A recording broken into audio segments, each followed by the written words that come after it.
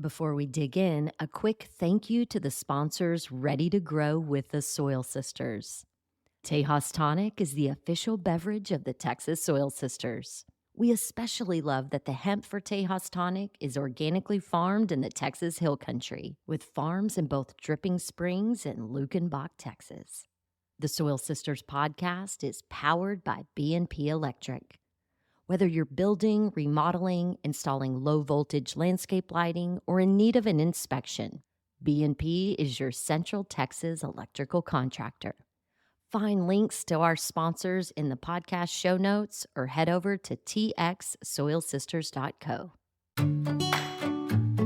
You're listening to the Soil Sisters podcast, where we dig in on family farming and ranching, regenerative agriculture, healthy living, and planting seeds in our community. We invite you to listen, subscribe, and grow with the Soil Sisters. I'm Joanna Newting, joined by my blood, soul, and soil sister, Crystal. Welcome to the show. Hi, sister. Hello.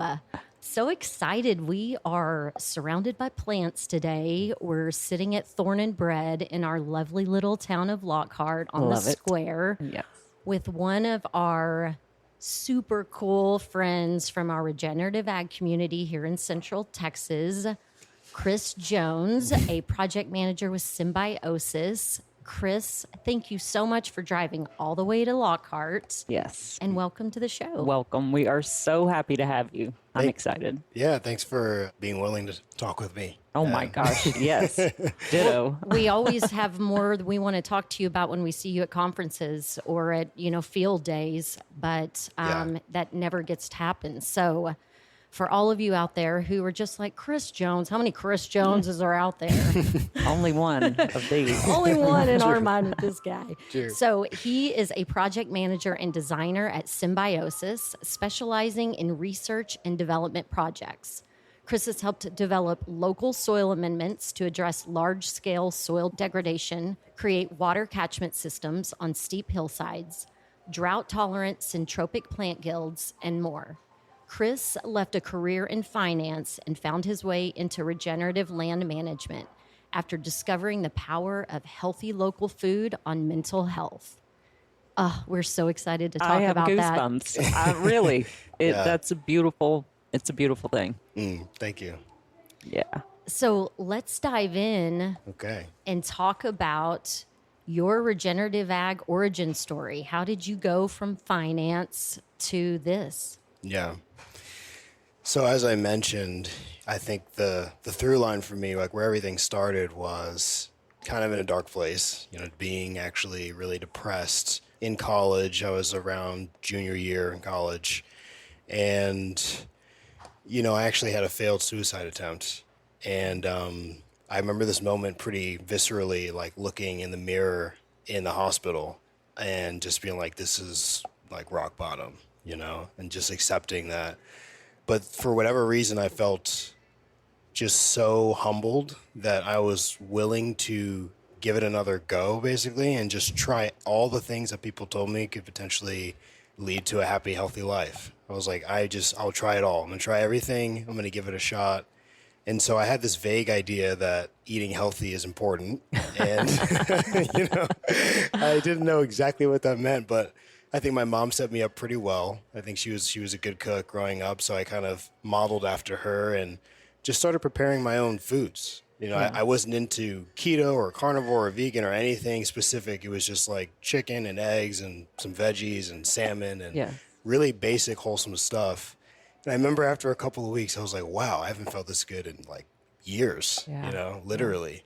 Just from cutting out processed foods and like having some relationship to what I was actually eating. Yeah. And I studied philosophy in school. I've always had this kind of like natural inquisitive side to me. So then I became obsessed, I think, basically with like kind of like biohacking, nutrition stuff. And then that naturally led to, why is one food healthier than another? Like, what are these agricultural practice differences really mean? What is biodynamic? What's organic? What's this and that? And I just got really interested in it. And so there was probably a few years of me just researching and studying before I actually was like, all right, I need to like get my hands in the soil. And at that point, I had been working in finance. And it was just like one too many hours underneath the fluorescent lights. Yeah. And Yeah. yeah, just feeling like I need to make a pivot. So you were learning about all of these things, but were you actually doing it? Were you doing the finance job, but going home and you had a garden on your porch or whatever? Kind of, but not really, honestly. It was mostly theoretical, especially when I was in finance because I was in an apartment. But before I had left, like I started this journey, I was still in DC, and I would help my grandmother garden. And I helped one of my friends who actually had a great idea, but he would like hit up people on Craigslist and ask them if he could like grow gardens in their like front yard because he Yes. didn't like have a space to do it. Nice. And I helped him with that.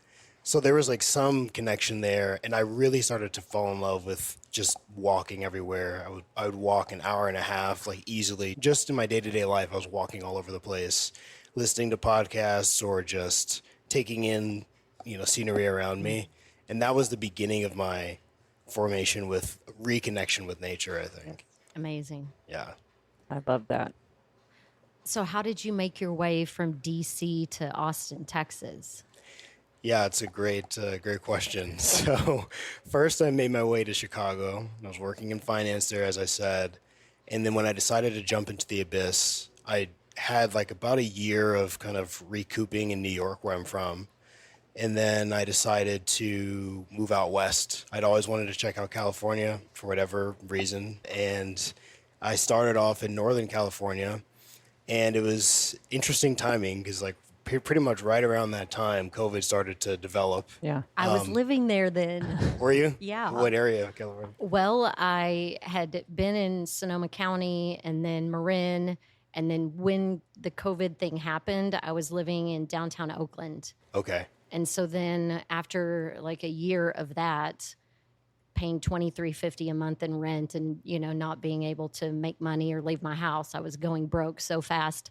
I moved out to a farm just south of Hopland. So right on the edge of Sonoma County, Mendocino County. And Okay. it felt like being in Italy again, Yeah. but everybody spoke English. It was so good. That's so were interesting because you? I was in Sonoma County for a period of time. Yeah. Yeah, we were probably, and I was working in the cannabis industry, and that's where I learned about regenerative agriculture. Was people that were growing medicine and food, protein and produce, and I was just like, man, Yeah. why have I never seen this before? This Yeah. is amazing. Yeah, for sure. Yeah, there's a lot of agricultural land out there. And do you know the program WOOF? You heard of that? Yeah, I met a lot of cool woofers when I was there. Yeah, that was how I got started. Okay. And someone recommended it to me. I was like, okay, I'll check this out. And I specifically looked for areas that were in danger of fire because I felt like those people particularly needed help. And I just was really itching to go. I was like living in this Airbnb and I was like, I need to get out of here. And so the first family that messaged me back, I went out to go help them out on their permaculture homestead. Amazing. Yeah. And that was the beginning of a long learning journey that felt way longer than it actually was because I was just like day in, day out, I was immersed. I was reading, I was learning, I was practicing. And I went from there to Colorado for a little bit. And then I lived in an eco village for a little while in Arizona. And then I went to another farm in New Mexico, did a wilderness immersion program for 3 months in Colorado, went back to that same place in California, and missing a few little things in between. But eventually I met my current partner on the road, and she's a fifth generation Texan. Yeah. So she dragged me down here, basically. Women Thank are you. good for stuff like Yes, that. we really are. Yeah. So when I got here, I was building tiny homes for a little bit with the company in Dripping Springs. And it was cool, but I just felt like I just missed being like working with animals, working on the land. I was in a warehouse. It wasn't quite aligned. And luckily, just through meeting people here, I eventually got introduced to someone who knew Michael from Symbiosis. And the rest is history. I've been with them ever since. And I love just Yeah. keep chugging along. All right. So this is a great segue to tell people about the magic that is, I call it symbiosis. You call it symbiosis, potato. Yeah, let's It's talk a about beautiful it. thing. Yeah, Symbiosis. So we specialize in regenerative landscape design and management. And it's pretty amazing. Even since I've joined the company, we have expanded into like basically all the foundational infrastructure needs for homesteading or small communities or like a neo-agrarian type of lifestyle. Yeah. So we have a home building division. We do a lot of rainwater tanks and also earthworks, like actually rainwater catchment in the ground. So ponds, berms and swales, conservation terraces, food forests, gardens, all the good things. Yeah. Yeah. Yeah. I love it. It's one of those things that in order to really start rehabbing a piece of land, you have to have significant investment Yeah. to do all the things that need to happen. And so I like what y'all are doing in Dripping Springs, working with these, wealthy people are buying up this land, but it's like, make it better. Right. And they're doing it. And so I really appreciate that. So tell us about some of the cool stuff you're getting to work on. Yeah, one of the projects that I have been working on recently that I'm also really excited about is in Wimberley. And we took this pretty steep, super rocky hillside and we created these terraces. I mentioned these berms and swales. And so for anyone who's not familiar with that, basically you're digging like a small ditch or valley, hopefully with gentle angles, and then creating this little hill on the backside downhill the slope. So when water hits that, it sits level in this structure. And so you're increasing the time that the water has to infiltrate into the ground. And then that water will continue on downhill, but in a subterranean fashion. Yeah. And so that also is like where plants are able to wick moisture, to survive. And also the water gets cleaned by moving through the earth before it eventually pops out in a seep spring or a river or whatever. Yeah. And so we made these terraces to slow down water, and it's like right above the Blanco River. And then we planted it out with a native integrated food forest that was inspired by this like trend, or maybe trend is the wrong word, but there's like a recognition of syntropic agroforestry recently, I feel. Yeah. And so the idea there is you're planting plants along the entire kind of like spectrum of ecological succession. So that means plants that could be there for 1,000 years, as well as annuals that were only going to be there for 1 year. Yeah. And you're planting them really densely usually, and using trees that often get like a bad stigma, like mesquite as an example, Right. as biomass producers. So you're leveraging the fact that they actually are very hard to kill, and you're cutting them back pretty aggressively and using that to mulch the ground and provide nutrients to all the surrounding plants, like fruit trees, so basically it was like a fruit tree and then a native tree and a fruit tree and a native tree and a bunch of xeric drought-tolerant native plants in the understory. Yeah. Because the biology from all those drought-tolerant plants are supporting the plants and the biology that aren't drought-tolerant. So it literally just, the more the merrier. It's fantastic. I love that. Yeah, and I'll say one note on that, which is like, a lot of our clients, are coming from comfortable means, but the insects don't care whose property it is. Exactly. So, Exactly. yeah. This is a true story. Well, and it'll be great to be able to have these examples to share with people who are landowners that don't have a lot of money, but they sure do have a lot of mesquite trees. Right. And they can rent a wood chipper or, purchase one at auction and be able to do the same thing. Right.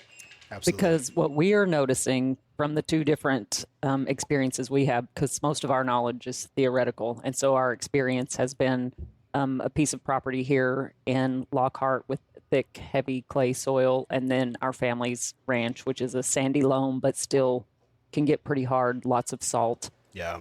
You need a lot of organic matter. Yeah.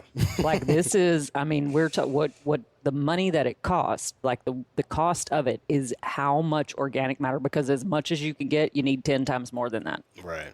And it's just like, put it down. I love here in Lockhart, we have the city gives you free mulch. Like they go around and grind all the stuff up. So you can just put your name on a list and they just drop a load at your house. Yeah. And it is I'm so excited. It's like money in the bank. I'm just thrilled. I just look at it every day. I'm so happy and using it for all kinds of things. We built a Johnson Sioux bioreactor and it's wonderful. But yeah, a big part of that is just adding organic matter. Yeah. I feel like that's a really big like take home piece for everyone. That's like how I like talk to people that are interested or but don't really have a lot of experience with agriculture is I feel like it's actually a realistic like civilizational task to divert our food from landfills. Like Yes. like food waste isn't really waste. It's really just the beginning of soil. Yes. So That's an excellent way of putting it. Yes. yeah.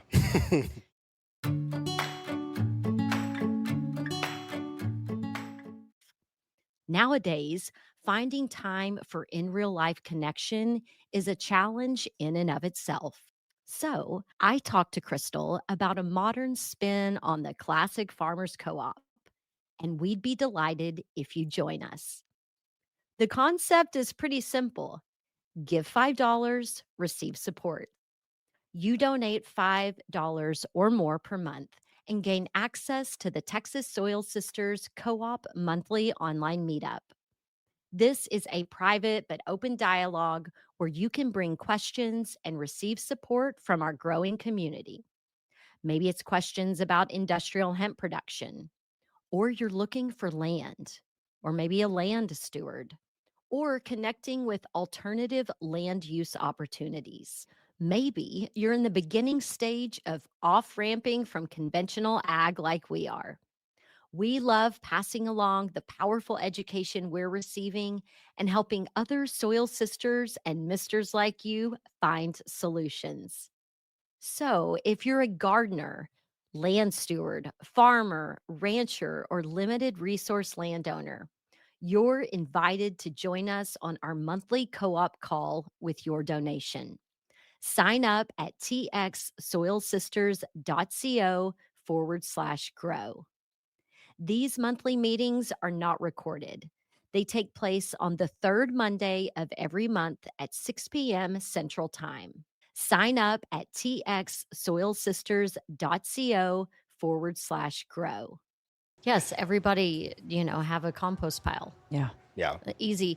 And I had done a post today bragging about my Central Texas Farmers Co-op shares and just like I'm cooking things that I've never cooked before because it's just this food shows up and let's get creative. What am I going to make with this fennel? And it reminded me of Will Harris's ask to everyone is like, you want to support regenerative agriculture, you want to help with the water shortage and climate crisis and mental health issue, find and support a local regenerative farmer. Right. And all of this amazing food that it was regeneratively grown, I'm getting to put all of those scraps into my compost pile. Right. And then bring all of that into my yard. Yes. And it's so cool. It's just like, we're all in this together kind of a feeling. Yeah. Because the biology and that good soil is in that plant, and you are now inoculating your dirt with biology that's going to help cycle nutrients and break,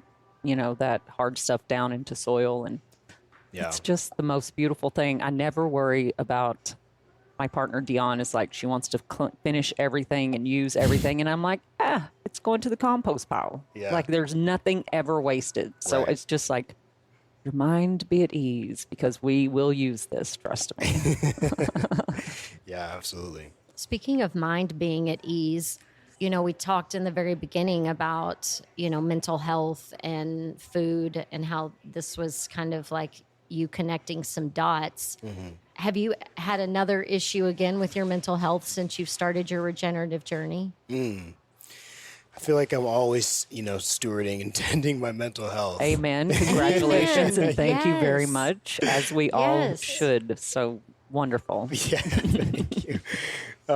But definitely I felt, so when I started my mental health journey, I was on like 7 different psychiatric medications.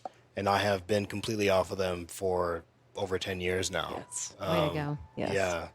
So, and I generally feel like that same, like I'm addicted to the mental clarity in a way Yes. that I was addicted to, like all these other processed foods. Yes. And I would like for you to tell us of those 7 drugs that you were on, your doctors told you that you would have to take which ones of them forever? Pretty much all of them. Exactly. Thank you. I love it when I know the answer Yeah. and you give it to me because it's like people will tell you this is what has to be. And you're just going to have to do this forever. And you are just another shining example of that is not true. You can, Oh, nothing is forever. yeah. So, way to go. Thank you. Yeah. I was determined, I think, from the very Yeah. beginning to find a way to Yes. not need that. Yeah. And I was also lucky that after a bad experience with a psychiatrist, I had a much better psychiatrist who agreed. He was like, I feel like this is helping you, get to a place that is stable. Yeah. And then we can add in all these other holistic things, hopefully, to wean that off over Yeah. time. So I did eventually get that message. Yes. Yeah. Perfect. And I had the same one it was my late 20s, I guess. I was on a number of things and then spent once a week for a year with a psychologist that helped me wean off of the medication and learn some really conscious steps to stewarding my mental health. And then she was just like, okay, the last meeting, she's like, you're fired.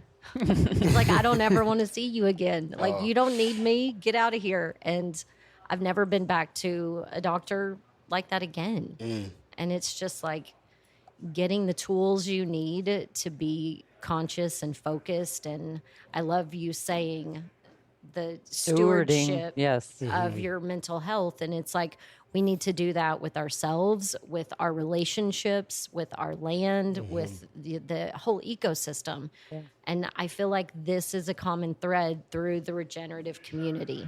Yeah, absolutely. Yeah.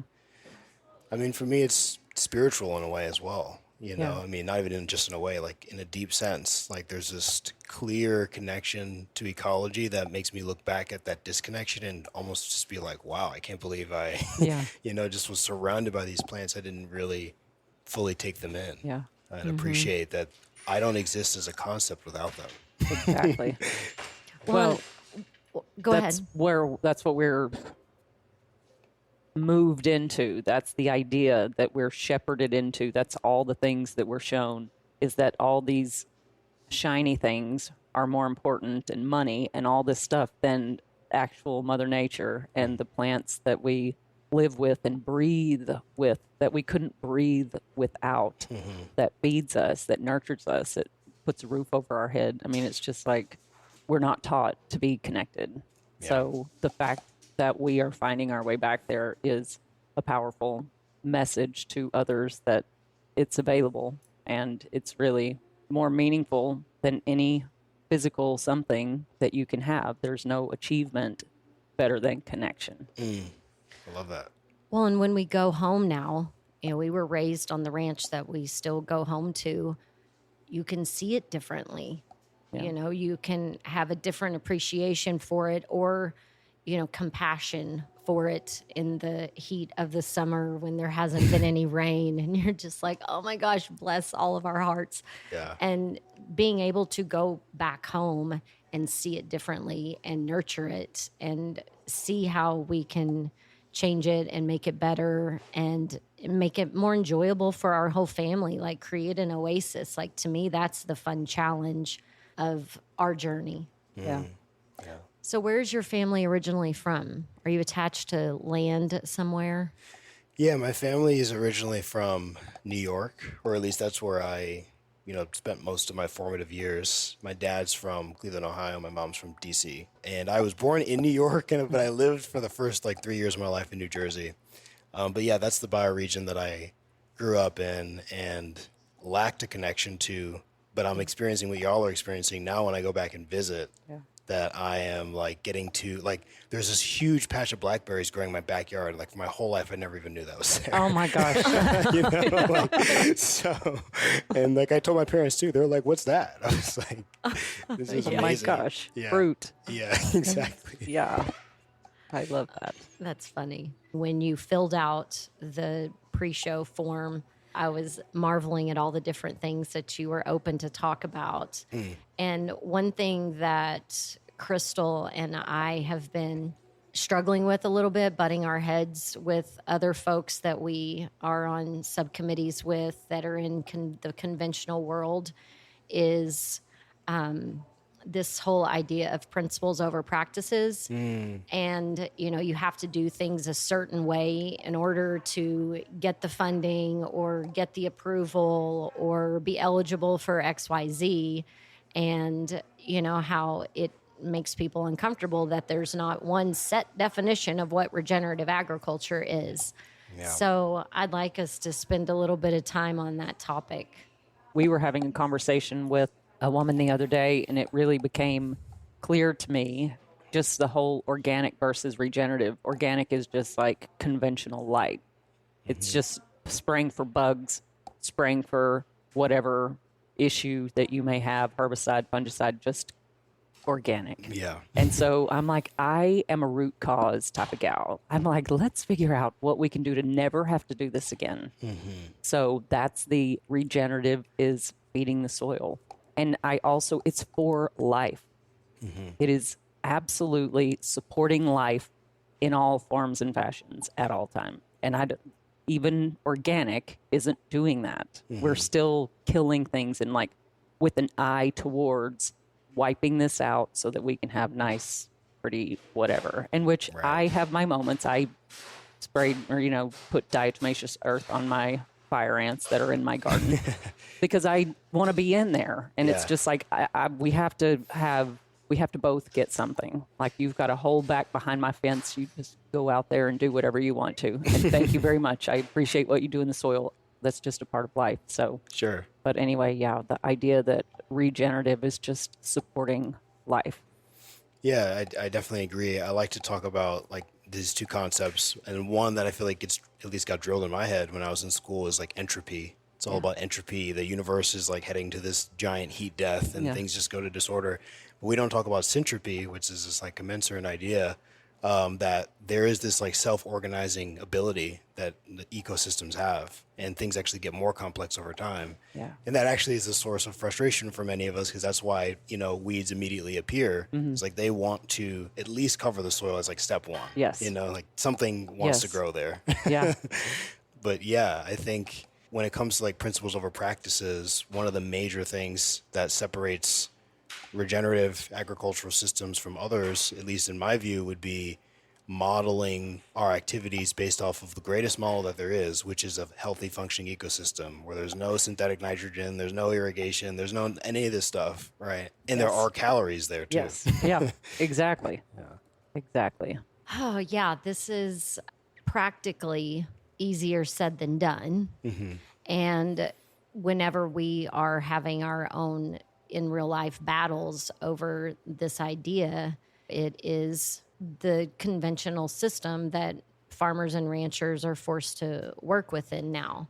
And so our hope is that we can rally regenerative farmers and ranchers that have real experience in this. We're still baby farmers, and we know what we know, and we know what we're seeing in our own trials, but we don't have a decade of data to share or personal data. Right. Yes.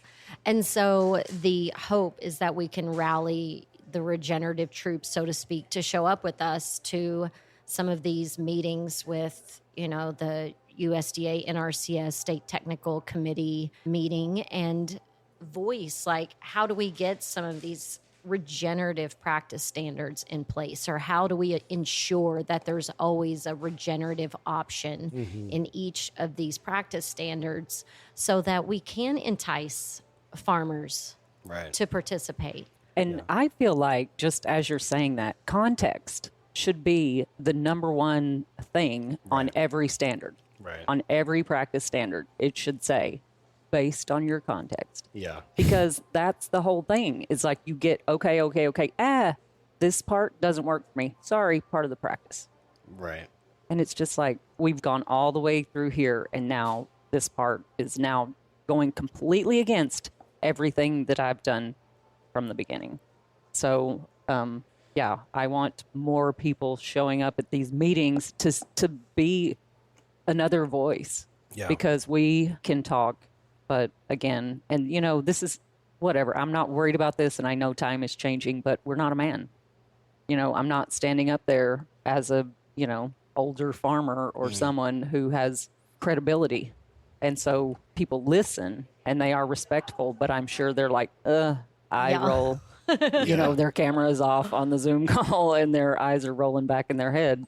But I mean, it's like, you can roll your eyes all day long, but this is where we're going. Yeah, for sure. So, yeah, it kind of drives me a little bit crazy too, which is just like on some level, it's actually really simple, where it's like if you continue to extract something, faster than you allow it to replenish itself, you're going to run out. Yes. Like, just period. That just makes sense. Yeah. Yeah. And so it's like we take all the stuff out of the soil and we put back 3 things. Yeah. Right. And we need to recognize that, like we said earlier, like the health of the ecosystem, one, is just good for good sake. Yes. It's not all about like what can we get out of it. Exactly. But also it's like what we get out of it is our livelihood, right? And our health and enjoyment. And if we don't do it, I think we're going to run into some uncomfortable issues, honestly. Yeah. Well, we're already smack dab right in the middle of those uncomfortable issues, True. with people and their health and all kinds of things. So. Well, True. yes, we absolutely experienced this stuff in 2020 when people are freaking out at grocery stores. And I always like to laugh about overbuying toilet paper because they're afraid they're going to run out of food. Like, okay. That makes sense. Yeah. So it's like these ridiculous scenarios have already shown themselves, and they threaten to show them to us again all the time if you watch mainstream media. Yeah, true. And so Like, the disrespect idea the that- supply chain. Yeah.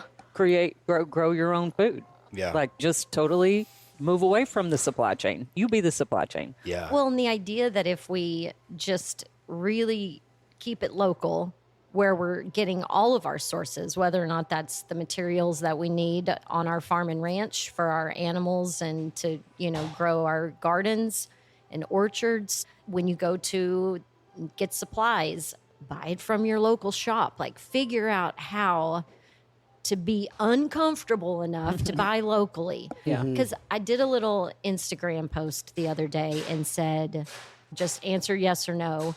Do you think people know enough to buy regenerative, to, buy local food? Yeah. And somebody in the comments said, even when they know, a lot of people don't because it's not convenient. Yeah. And I'm just like, out of all the uncomfortable things I've done in my life, to not be willing to go to the farmer's market or to go to your share pickup location to pick up your produce, I'm like, you're driving to the grocery store anyway. Yeah. Well, it's like people who say they don't have the money for it. But yet they buy a case of beer a week. Right. It's priorities. And like, what are you focused on? And are you in survival mode, or are you like relaxed and peaceful in your heart and clear in your mind so you can make good decisions? And I don't think, based on the diet and the medical condition of our country, that most people are living in survival mode. Mm-hmm. And so when you're in survival mode, who cares if there's seed oil in my fries that I got from the drive-through? Like, this is dinner. And so I think that is part of the problem, is that we're all just fried. People are just mentally, emotionally, spiritually, physically exhausted and trauma and drama programmed to the 9th degree. Mm-hmm. And so that's not their priority. Yeah, but the food can help with that. Yeah, exactly. Exactly. Well, and this is its own version of principles over practices. Yep. Who was it? Maya Angelou, when you know better, you do better. Yeah. Mm-hmm. Like, well, I hope so. Yeah. But that's not the case if your frontal lobe is calcified. Yeah. I mean, I think I told y'all I went on this survival trek recently. Yes, you did. I wanted to talk about that. How was it? It was challenging, but it was very impactful. I think one of the most impactful things was like extreme attunement to nature. You know, like every noise, every sound, every movement around me, I'm like paying attention to, because I'm also trying to like eat. Yeah. And I was thinking about this because it's like, it was such a powerful reminder of just like a few days without food. And I've done a fair amount of fasting, but just a few days of like needing to complete tasks. You're out in the hot, sun, and you don't have food to eat, talk about uncomfortable. Yeah. Yeah. Yes. It's like just like that, and that just makes it so clear how powerful and important food is. Like, Yes. it's obvious we eat it every day, but like Yes. you take it out and you really feel that. Yeah. And yeah, it just reminded me like how grateful I am to eat really good food Yes. and how it's such a good investment Yeah. to have nutrient dense, high quality food.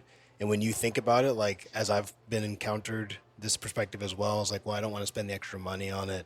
It's like, for me personally, I can totally understand and respect that. And people have, their financial limitations. Yeah.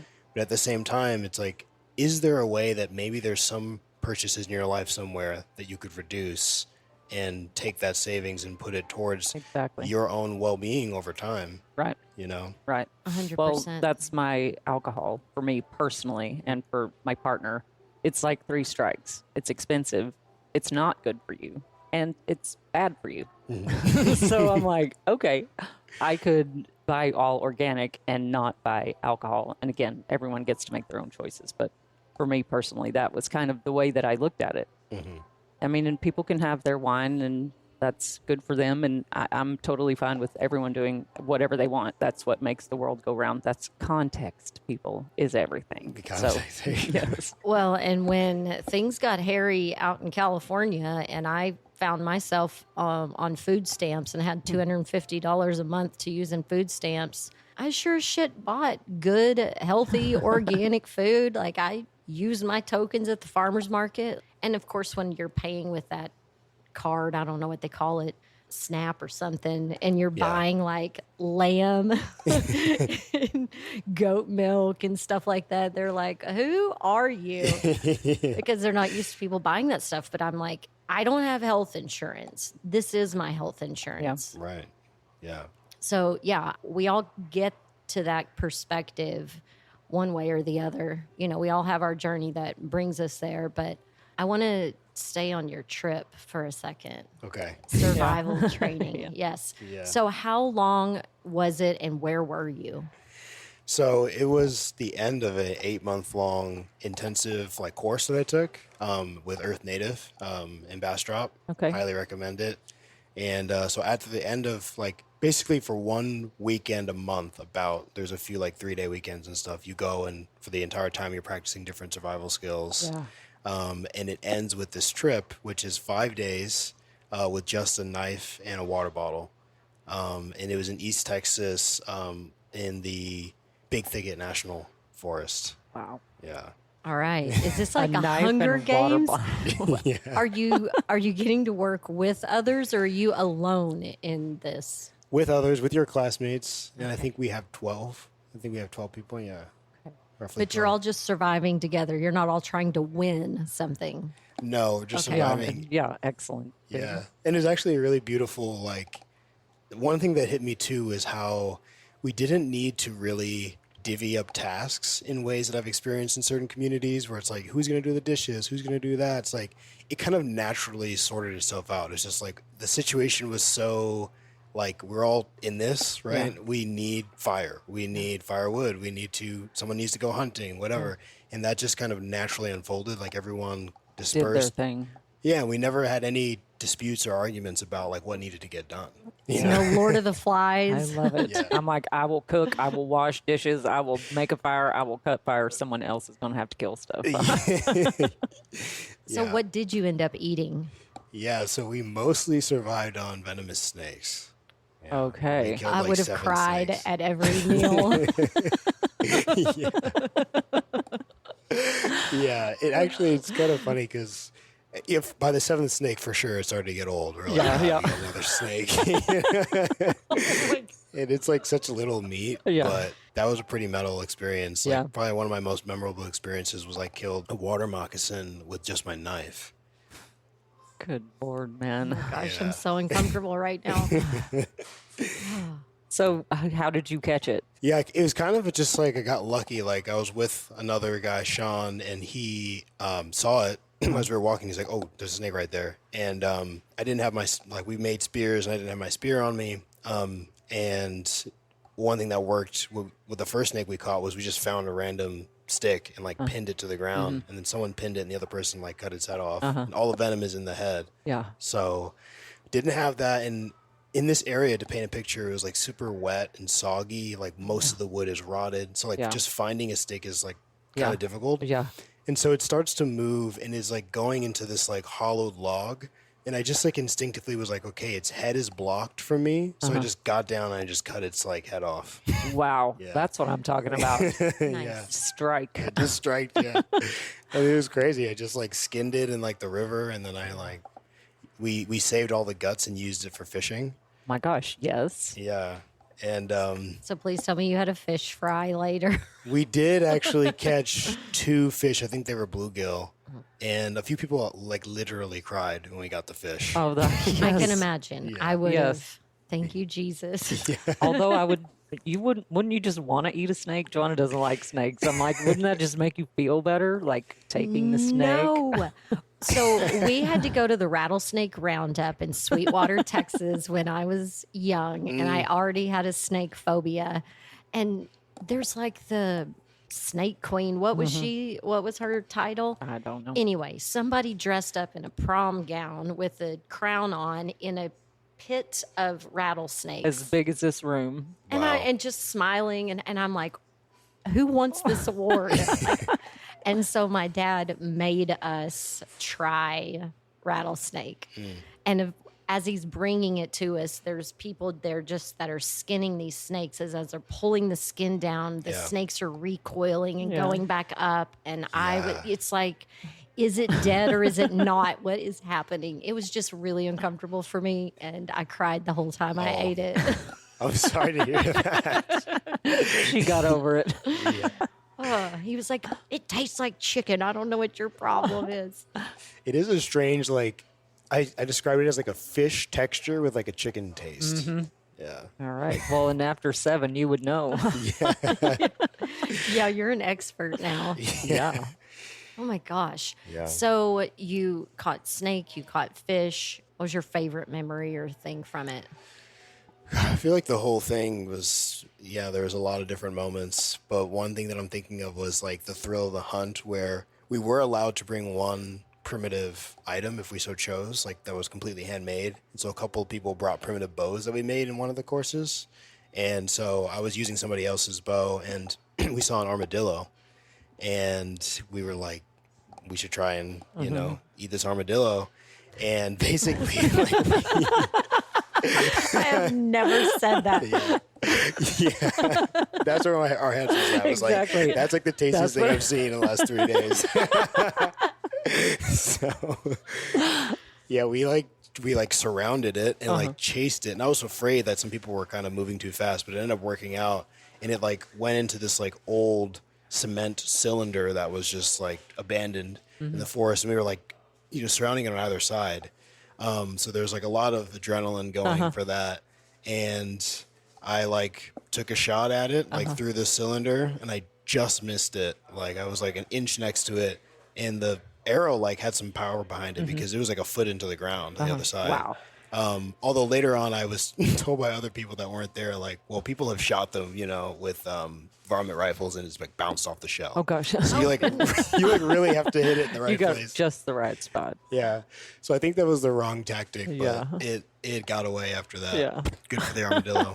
Yeah, and I can't imagine that was going to be tasty eating. Or easy to get into. Yeah. Hadn't thought that far yet. Yeah. I mean, You know what, but- maybe it would be like cracking open a lobster or Yeah. something. But, well, if it's a bullet would ricochet off of it, Dang. that's one heck of a shell. Yeah, it is. Yeah. I was aiming at its like face or its like Yeah. belly. It was like Yeah. staring at me. It was like Yeah. looking right at me. And That takes guts. yeah. I don't know. I think we devised that like a better strategy would have been to just like scare it. And Yeah. then it will like get into a little ball. Yeah. And this is also pretty Yeah. graphic, but Yeah. then you just pick it up and Smash it. yeah, like Okay, next question. Where were you sleeping? How? That's exactly what I want to know. What was your shelter and sleeping like? So we ended up not building a shelter, which was great because we saved a ton of calories. And that was something that was interesting to notice like every day. Obviously, things, just mundane things, were getting more and more taxing to do. And so we didn't have to spend a bunch of energy on the shelter because the temperature was pretty good. Yeah. It was actually surprisingly cold at night. Yeah. And we burned a ton of wood because like the wood was burning really fast because it was mostly Yeah. pine and it was all wet and rotted. We were basically just sleeping on the ground. And so the sleeping and mosquitoes were probably the hardest part of the whole thing. Yeah. Like really. I mean, I need 3 pillows and at least a sheet. Yeah. I need to be covered. So the idea of sleeping on the ground, I'm like, I would have to get used to that. It was painful, honestly. Yeah. And we invented, because it was sandy soil. Okay. I forgot whose idea this was, but we created these little hip ditches and like Yes. pillows, like Oh my sand gosh. pillows. Yeah. That's brilliant. That is I love a great it. idea. Yeah. Yeah. I just had shoulder a in there. visual of covering myself in mud because I hate mosquitoes and they love me. And I'm just like visualizing myself totally covered in mud. I would not have been good on this trip. Yeah. I don't even know if that would work, but I think it would have some effect. I'm pretty sure there's like indigenous techniques that are Yeah. like related to doing that. Yeah. All right. goodness gracious. Save it for the garden. Yeah, man. Speaking of, let's talk about your newest love and what you're doing with Symbiosis now. I'm referring to the soils mixture. Yes. I am beside myself over this. I really am super excited. So, yeah, Yeah, let's from talk. mud mask to soil amendments. Let's Yes. go. Yeah.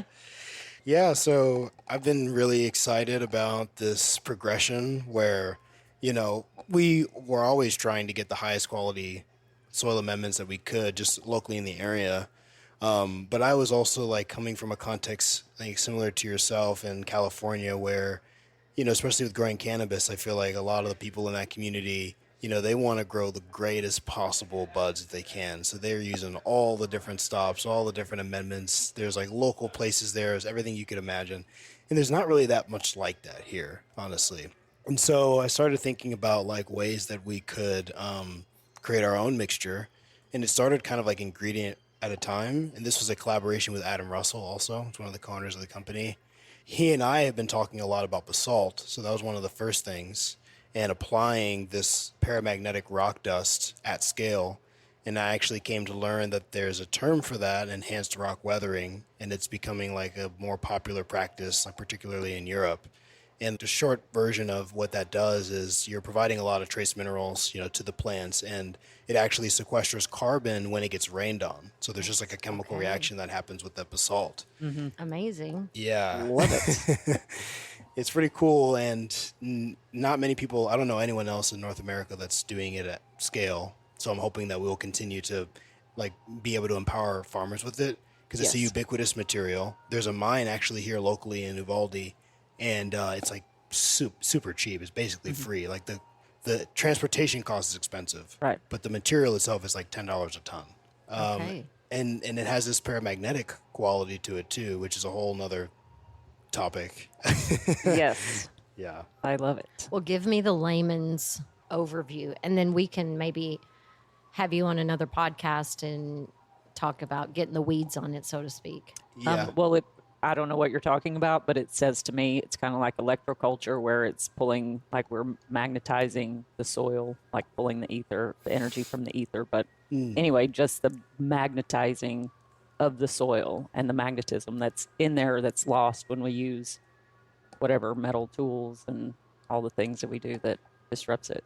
Yeah. I think the way that I like to describe paramagnetism, just really briefly, that term just means it's something that's weakly attracted to magnetic fields when they're like present, but Okay. it's not ferromagnetic like refrigerator Right. magnets where it just stays that way. Right. And so it's like subtly amplifying the Earth's magnetic, like natural electromagnetic fields. I think Excellent. is how it's described. And yeah, it's a really deep talk. We'd have to have a separate I love show it. to like parse it, but We can definitely do that. yeah. Yes. Are y'all going to be at the Southern Family Farmers and Food Systems Conference? I hope to be, yeah. Okay. Yes. Well, maybe we can talk about it on the stage there. We're going to have our podcast there. Oh, cool. So, yeah. yeah, that would be a great topic for Yes, that it would. audience. Yeah. Sweet. Okay. So we Keep got going. basalt. Now Yeah. what else Okay. is in our mix? All right, so we also have biochar. Yes. That's a big proponent of the mix.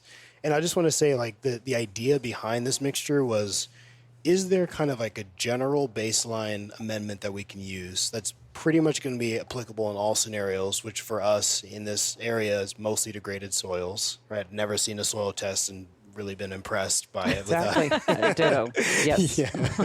So I also wanted to include ingredients that are going to last for a long time. So the idea is it's hopefully a one-time application, and then you're kind of dialing in with other amendments over time, and also hopefully encouraging the ecosystem to be able to self-regulate so you don't have to chase the dragon like we do in conventional agriculture, where you're putting more and more and more of the inputs every year. I love that you just said that.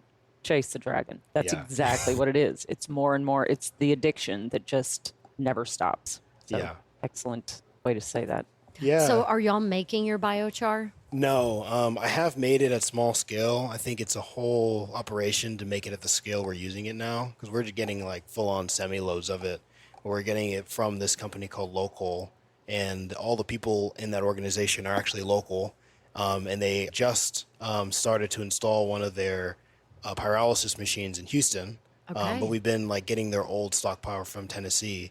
And so they're upcycling untreated like pallet waste and like waste from the timber industry and turning it into biochar and also wood vinegar as well. Yeah, so that's... I love it. So, you know, the basalt, I think, is like a sustainable material because of its ubiquity, and like we're getting like the trap sand, so it's like kind of like a waste, quote unquote, to them. They don't really use it. Yeah. And then the biochar is also an upcycled material, and that's also its own, you know, show. But basically, there's a correlation between really healthy soils and soils that have char content that was put there usually intentionally by indigenous folks. Yeah. In the Amazon, they've done it. In Africa, they've done it. There's also evidence of it even here in America from just like the prescribed burning. Yeah. And so that charcoal is just like pure carbon that is holding energy. Yeah. That's how I would describe it. It's just like that's your battery extension in the soil. And little apartments for microbes. Exactly. I mean, seriously, this is why I'm like, yes, everybody, we need this. Yeah. Okay. Yeah, especially with drought conditions, because it can hold like 200 times its mass in water, the biochar. Yeah. So, yeah. Amazing. This is why I'm like, what are we worried about? Quit worrying. Keep talking. Now, what's next? This is so good. Yeah, the next things, we got the minerals in there. We have our soil structure with the biochar, and biology is really important, right? Like stimulating the soil microbiome and allowing for there to be a diversity of microbes so the plants can partner with the microbes that they need to get the nutrients they need. So vermicompost is one of the things that we include from Brothers Worm Farm. It's fungally dominant. It's been tested, really high quality stuff. Also, they're upcycling lots of food waste to create it. So we mix that in there as an inoculant and as like a subtle nutrient source. And then Where are they located now? They moved. They Where are did they? to Missouri. I think it's Missouri. Okay. They might have to fact check me on that. Was but it just Yeah. too hot here? I think so. Yeah. Yeah. They were making it work, but it was hard on the operation for sure. Yeah. Yeah, so we maintain the relationship with them, and I'm working with some local folks as well for local vermicompost, but they've been great partners. Nice. Yeah. All right. Is that the trio, or is there anything else in this? There's a few other things that I could speed run. Okay. I'm like, are they proprietary? Yeah. You could tell us, but then you'd have to kill us. And we know you could. Exactly. I With a would never. knife and a water bottle. I can share everything that's in the mixture. Like we're still studying all the proper ratios, and that was like a huge element of it, you know. So there's organic chicken manure in it as well that's locally produced, and that's like providing macronutrients and also offsetting some of the like temporary setbacks you can experience with biochar, which sometimes the yield goes down a little bit because it's like locking up nutrients, which is like long-term good, but you know, it's taking away from availability in the meantime. So we're putting out additional macronutrients at the same time that we're applying the biochar. And also it's had time to kind of also further inoculate the pile with the biology that's attracted to those nutrients. Yeah. We're adding sulfur in as well, elemental sulfur, as a pH buffer. Most composts are actually pretty high pH, and we're already dealing with alkaline soils. And then I read some studies where like the actual specific trifecta of vermicompost, biochar, and sulfur led to an increase in microbial restoration and microbial diversity. All right. Yeah. So Well, this is very fun. And I love that you're creating it with local stuff so that any of us that want to use it, we are, I don't know, using our own. Yeah, exactly. It's in our It's own our own. backyard. Yeah. I mean, really. And that's what is so like the indigenous microorganisms. Like it's better to use your own stuff. And so the closer to you, which is why this kind of stuff needs to be happening all over the country. right. So anyway, how beautiful and wonderful that this is happening right here, right now in Texas. Honestly, how lucky are we? Yeah. This is really great. Yeah. Thanks for saying that. Yeah, I'm bummed we didn't cross paths in Northern California, but I'm thrilled as a pig in shit that I met you here in Texas. Yeah. It's been wonderful to meet y'all and get to know you more. And I'm excited with everything that you're doing and providing to the community by getting this information out there. Thank you. I really appreciate you both. Well, thank you. Now, if people want to connect with you, learn more about Symbiosis, maybe get their hands on some of your soil amendments, where do we send folks? Yeah, so the website is a good place, symbiosistx.com. Also, our Instagram is symbiosis.tx. And I don't have a personal Instagram. I mean, I technically do, but I don't use it. So that's I am reading the messages there. So you could connect with me on that. All right. Good. Yeah. Well, excellent. Thank you for driving all the way out to Lockhart to hang out with us. And thank you to Thorn and Bread for hosting us in Yes. your cozy little plant and coffee shop. Yeah. We'll have to show you the little patio out back. This is a sure. cute little spot. Yeah. All right. Well, sis, any parting words? Actually, I do want to say something real quick. I watched a video where Elon Musk was talking to, someone who was interviewing him about going to Mars. And he's like, the Earth is going to explode and, we need to go to Mars. And this is going to happen in 200,000 years. And so I just want to say, Elon Musk, how about you support a regenerative farmer? Like, literally. We need a lot of biochar and a lot of basalt dust spread all over our soil. We need some organic matter. Anyway, I was just thinking the other day. With the cost of a 200,000 rocket, we could support all of the regenerative farmers. Exactly. So anyway, I just was thinking about that earlier, how you're working on something now, which we really appreciate. We need all the nerds doing all the nerd stuff. But you're looking at 200,000 years down the road. Let's talk about right now. This is what we can do. Yeah. So I'm really excited about this mix. Yeah, thank you. Yeah, I'll just say briefly, I'm glad you brought it up because I actually did talk to someone who works at Tesla, and he was like, they did try to do some land regeneration apparently, and he said they failed miserably. And he was like, it's so funny, we have all these rocket engineers, and we can't grow better grass, Because they don't know biology. Yeah. They're in another realm, and that's all good and fine. But anyway, we just need to tweak their little brain and help them understand that they eat as well. So they can make the rockets, and we'll make healthy soil. And tell them symbiosistx.com. We're ready to partner. There you go. Let's go. I love it.